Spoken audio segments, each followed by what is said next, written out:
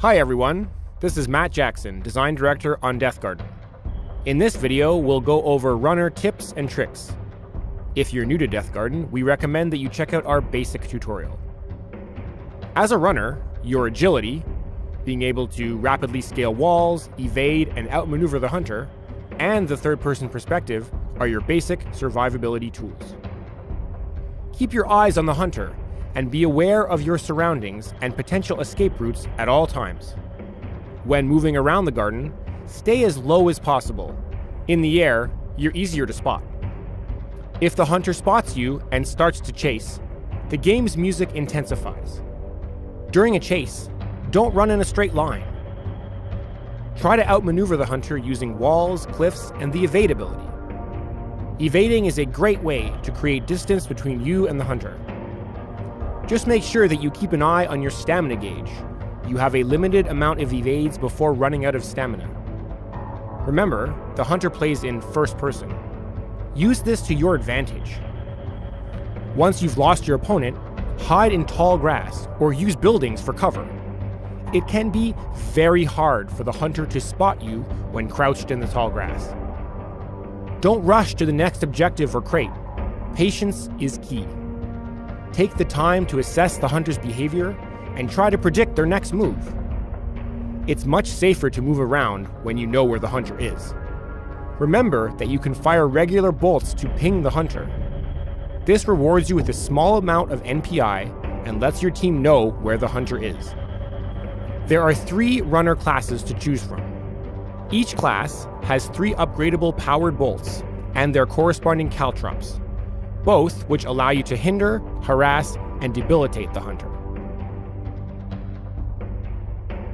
The Torment class specializes in debilitating effects.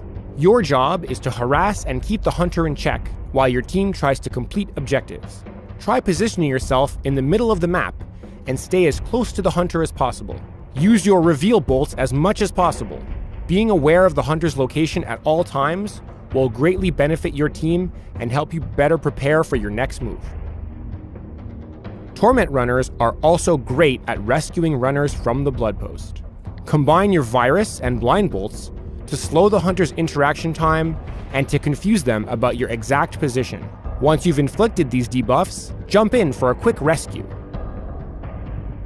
The Control class excels at manipulating the hunter's actions and capturing objectives. You can use your stun bolts or caltrops to curb an incoming hunter or to cover your escape. Since runners can't outrun the hunter in a foot race, use your degenerate bolt to reduce the hunter's damage to stay alive. The Support class provides various benefits to the runner team. Although they have no hunter-impeding bolts per se, support runners can shield and heal their teammates from a safe distance. You should never engage the hunter head-on when playing as a support runner. Your skill set is better suited for healing and protecting allies, who are better equipped for such encounters. For example, you can cover a control runner during their escape by providing heals and shields from a safe distance. Powered bolts are AoE abilities, meaning you don't need to get a direct hit to affect the hunter. Use the environment to your advantage. All powered bolts, including the support runner's bolts, deal additional damage to hunter constructs. Take out mines and turrets from a safe distance. Just like the hunter, you do not need to get direct hits to damage his constructs. Any debuff that your team inflicts on the hunter appears in the top right corner of the screen. When a debuff wears off, the hunter is immune to that specific debuff for a short period of time. Avoid needlessly using your abilities and wasting NPI.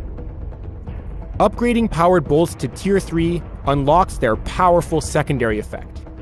For example, support runners can use their Tier 3 healing bolts to rescue downed runners from a distance.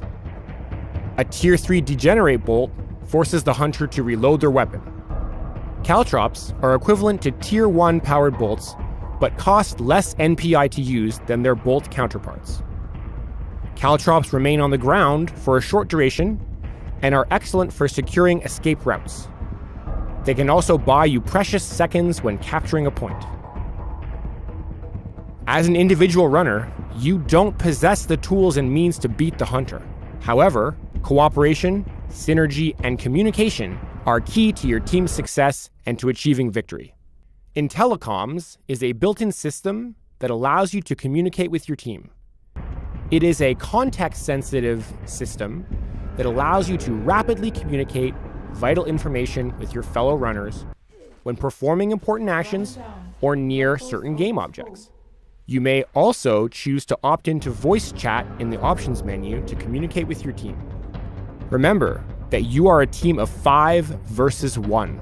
The hunter cannot be in 2 places at the same time. Force the hunter's hand by simultaneously completing multiple objectives.